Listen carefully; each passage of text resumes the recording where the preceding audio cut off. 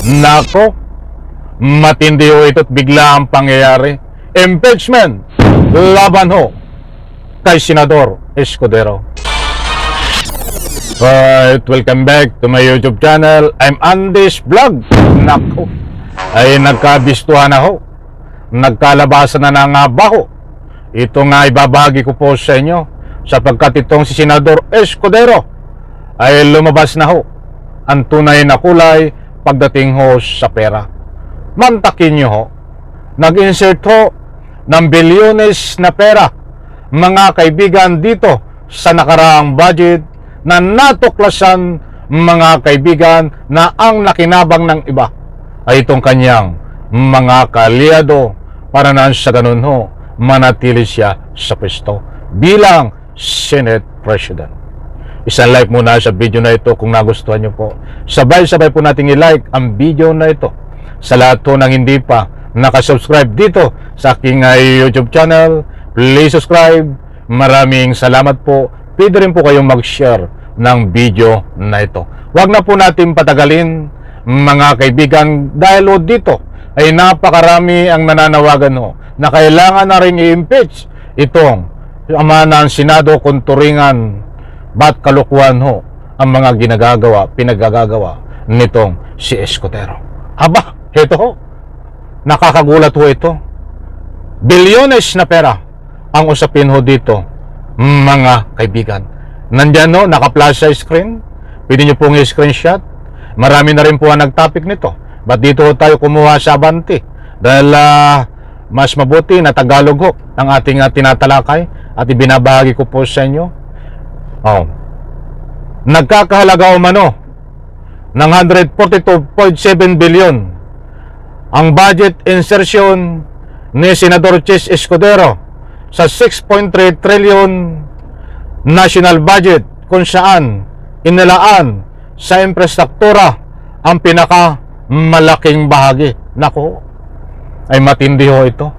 At bakit ka nag-insert, Escudero? Bakit hindi mo dinadaan sa legal? Kung matatandaan nyo po at magugunita, mga mahal kong taga-subaybay, nung mga nakaraang budget ho, itong nakaraang budget, ay nagkaroon ng pagdibito ang ating kasalukuyang Pangulong Bongbong Marcos para tanggalin yung iba at bawasan dahil natuklasan ho na mayroon pong sobra-sobrang budget.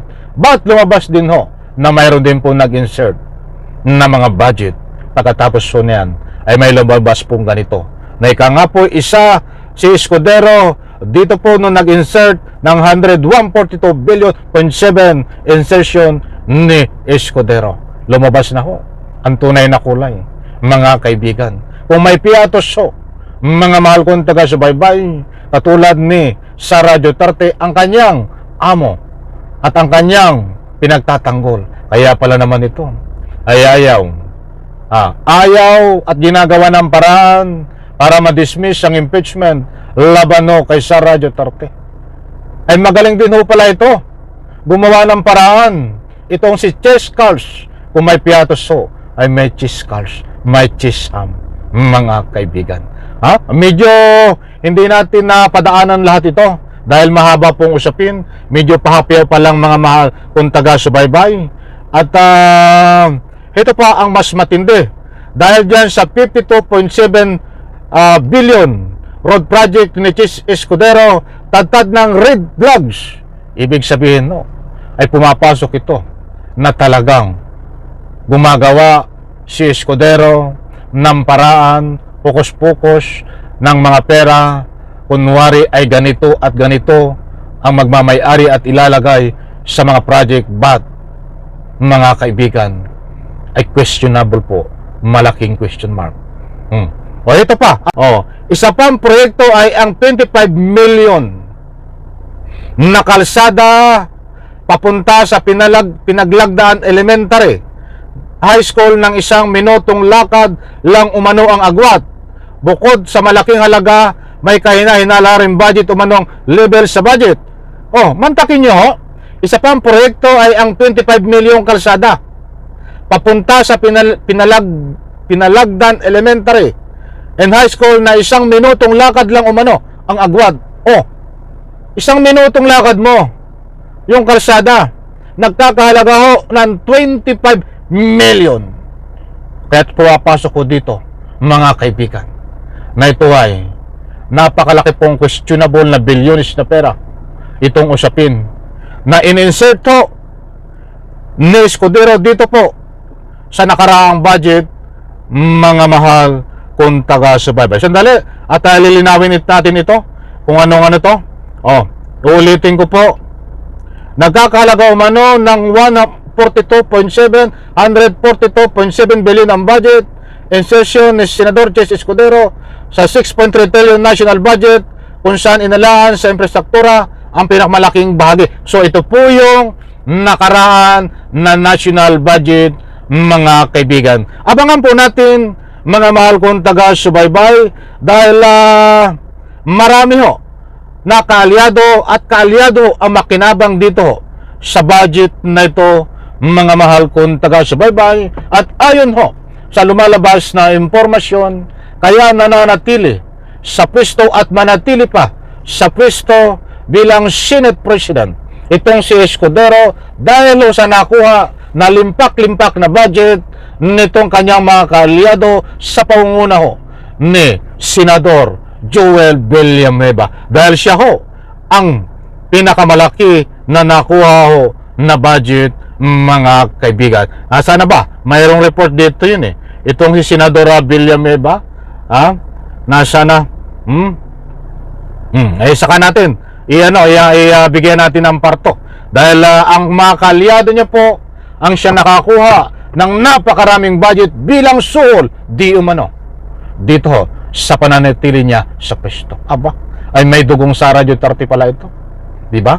Kung may piatos, may chess cars, mga kaibigan, kaabang-abang ito. Importanteng mahalaga, mga mahal kong taga-subaybay, na ito po'y bantayan natin dahil hukus-pukus ang budget na ito. Sabi ko nga po sa inyo, di po ba? Yan tax na yan ay kusa nating binayaran para lang ipamahagi o gawin pampasweldo sa mga namumuno sa Republika ng Pilipinas kung turong maganda ang kanilang kalalagyan. Halimbawa, humingi sila ng budget, daanin po sa legal. At yung budget na yun na yan ay dapat ipagawa kung anong dapat ipagawa. Huwag itago sa bulsa. Di po ba, mga mahal kong taga-subaybay? Karapatan po natin, tayong lahat, na magbayad ng anumang buwis.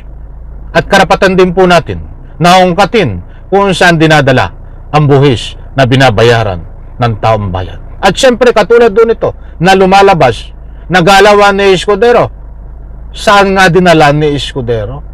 Malaking question mark, mga kaibigan. Yan ang ating aalamin. At dahil dito, napakadami taong bayan ay nananawagan na napakadami na ang kalukuhan na ginagawa ni Senador Escudero. Diyan sa Senado, unang-una, may balak siya na i-dismiss ang impeachment at siyempre itong bagong tuklas na tungkol sa bilyones na pera. Kaya't marami pong nananawagan, i-impeach din si Escudero ayon sa mga nagbibigay ng public opinion. Isang like ko sa video na ito. Maraming salamat. Bye-bye. Palakpak.